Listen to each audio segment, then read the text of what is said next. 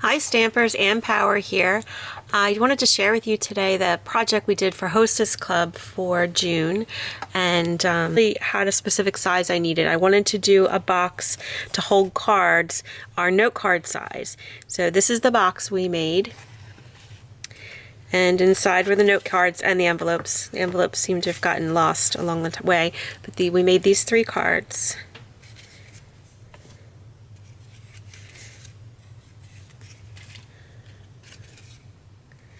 And I wanted to make a box to go with them. So it took a little bit of finagling. It actually took me 9 tries and 9 sheets of crumb cake cardstock till I got it right. So actually I'm completely out of any crumb cake cardstock. So I'm going to show you with different colors how I made it, but this is the box that we're going for.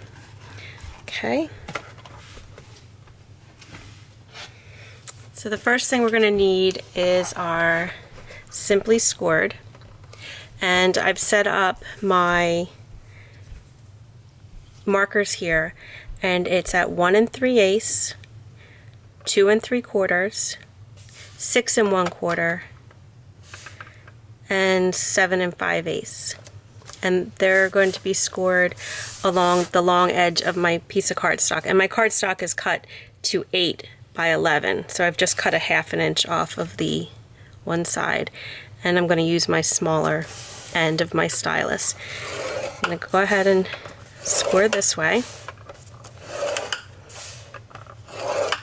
And I'm going to turn it, and I'm going to score at the 1 3/8. And I need to go with 1 3/8 in from this end too. So you can choose whether you want to go in and score at the 6 5/8 here, or what I like to do is just flip my paper around and do it that way. It helps me make less mistakes, and I've learned about making mistakes a lot on this project because I'm kind of trying to force the project to fit something that's really almost too big. So there's our paper. The next thing we're going to need is our new gift bag punch board. And that's this fun little guy, and I did a tutorial on how to make the traditional gift bag punch board, and I've already posted that video, but we're not going to be worrying about this triangle or about scoring here or any of these lines. We're just going to use the punch part. So we start by lining this little snail foot, I call it. It looks like the little foot that comes out of a clam or a snail or something. So we're going to line that right up with our first line. We're going to punch, and you're going to do that along all the lines.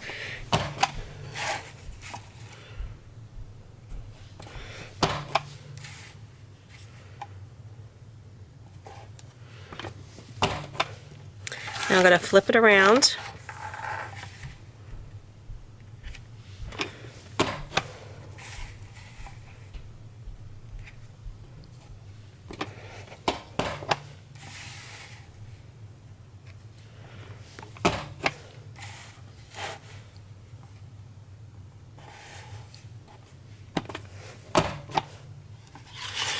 And that gives us the base for our box. Here's all the little pieces that we cut out. They can go right in the trash.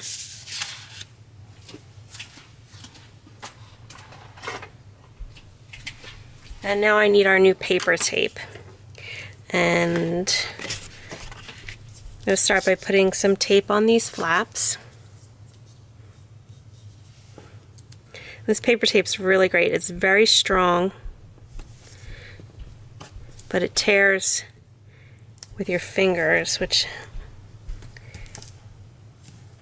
is convenient when you're feeling lazy. And also it the liner comes off a lot easier than the red sticky tape. And it seems to be just as sticky as the red sticky tape, but we'll see how time tells on that. So these flaps here, we're going to fold in. So that's the second of the 1 3/8 wide tabs.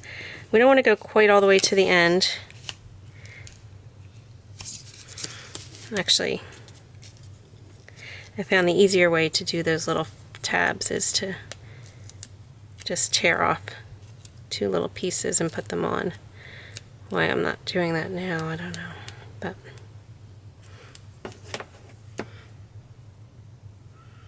okay.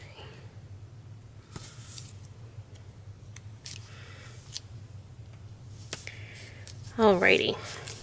So now we're just going to darken all of our score lines, or crease them. I'm just going to go down, and you could do this with a bone folder if you don't have a lot of hand strength or if it bothers your fingers. But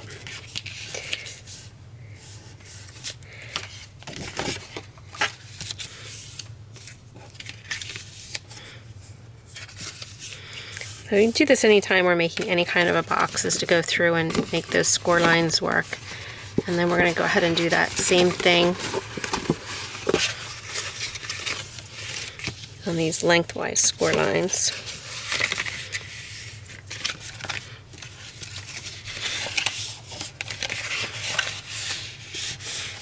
Okay, so we have our box ready to go. So the first thing I'm going to do is fold up. We've got our long piece here. I'm going to fold these guys in and take off these long strips of paper that are the liners for our tape.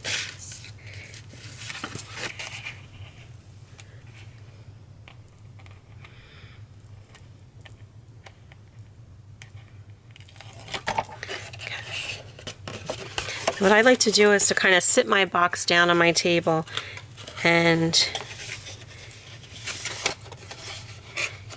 make sure that I'm kind of making a 90-degree angle and that I'm lining the edge of the box up real well.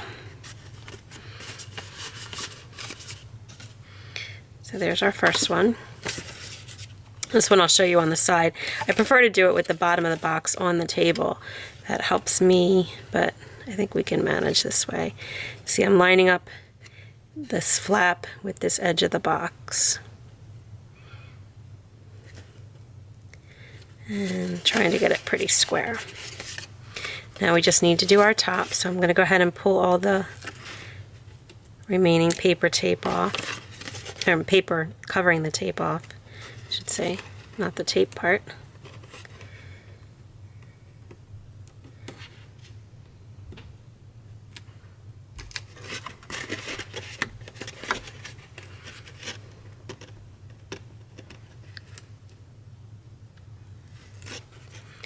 Okay, and then I'm going to fold these pieces in. So we have our little flaps here. They're flat here, and then we have a flat edge here, and that's what we're bringing together. So I don't know if you can see that, but I want to line up. Let's see if I can show you guys. Line up this flat edge with the flat edge of the box so that I'm making 90 degrees here, and I don't have anything sticking up here, that it's pretty smooth. Try that again. So we're going to fold that over. I'm going to hold my thumb here, so I've got this part flat, and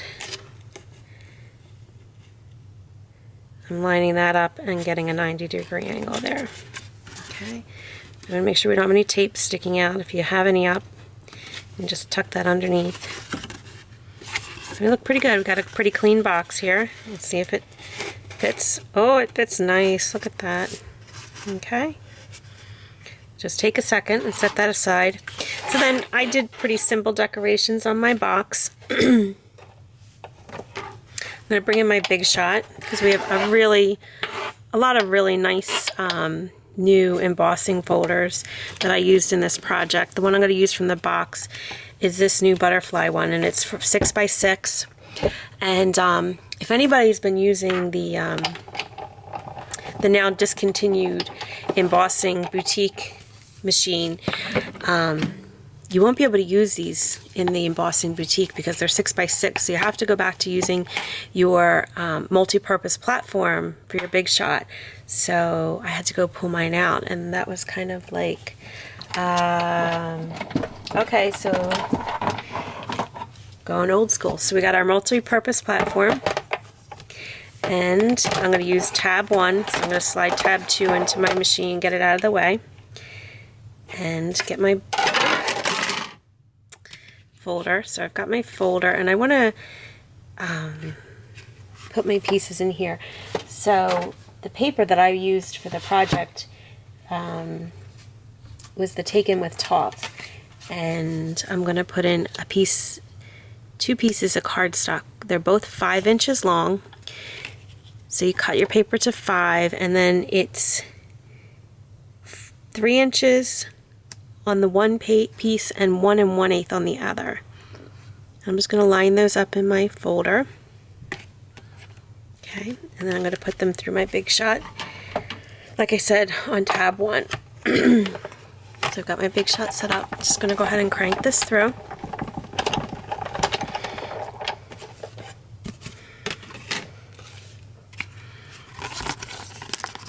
And that gives me my pieces. Now on the sample that I showed you with the Blackberry Bliss, I didn't ink the paper. Blackberry Bliss does ink beautifully, but I just didn't bother. But on this one, I really think it'll look gorgeous if we ink this. So give me 1 second to grab that ink pad. Our new, one of our new ink colors, it's Watermelon Wonder. And I have a little sponge here. And I'm just going to ink my edges, so I'm just...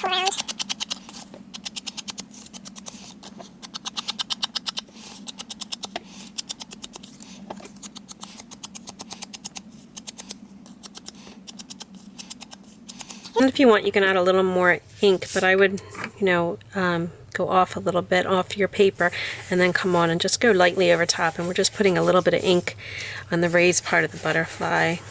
It just gives a little bit of depth. We're not going heavy on that. We're not going to overdo it. Oh, and I just, you know, put ink on my countertop because I thought the black paper was under me, but it wasn't. Surprise for me. So this is called burnishing. I'm not dabbing, I'm not putting any texture, I'm just burnishing the color into the cardstock. So I'm using medium pressure and just some circles, and I'm working pretty quickly. I don't want to have my sponge just sit kind of anywhere for any length of time. And I'm just going to give us a little bit of extra depth. It's probably something that's so subtle the camera can't even pick up. And then I'm going to use, I have one more thing to prepare. So we have a piece of paper. This last piece of paper is 4 by 2.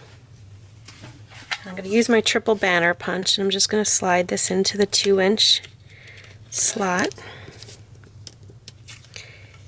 Okay. Bring it all the way through. I'm going to make sure it's nice and straight, and I'm going to snip that off. This is the triple banner punch. So it makes a punch, it can punch a banner that's 1 inch, 1.5 inches, or 2 inches. This is the 2-inch one. And then you can make it any length you want. But for our needs, I want it at 1 1/4. So I'm going to just crease it there. So now we are going to put some adhesive on. So I'm going to have this piece and this piece. I'm going to go ahead and use some of this paper tape because I like how nice and strong it is. I'm going to put pieces there, and then I'm going to put a piece along this edge and right past the score line. And then on this piece,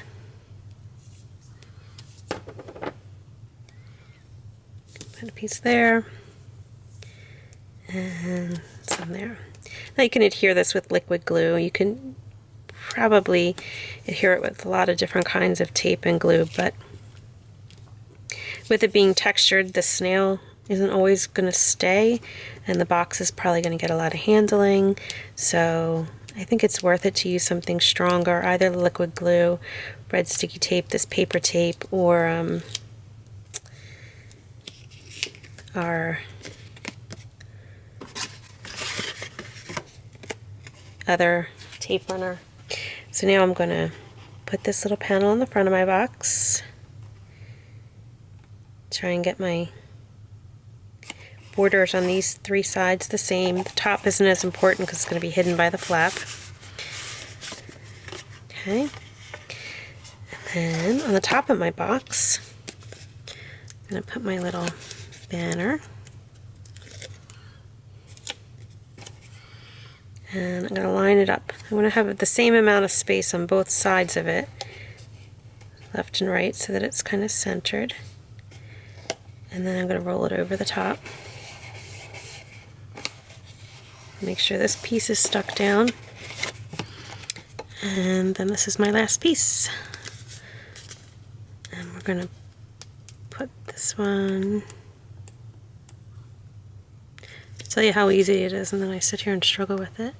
It's just because I have absolutely no fingernails.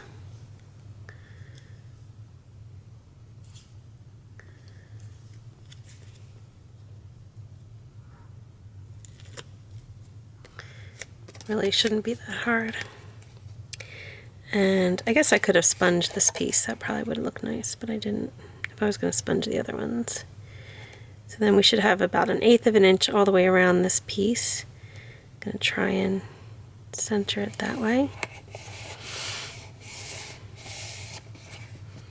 And then the one last little piece, I had cut out a little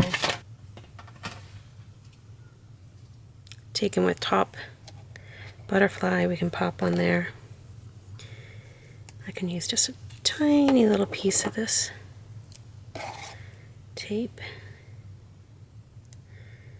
I'm just going to roll that right onto the back of our butterfly.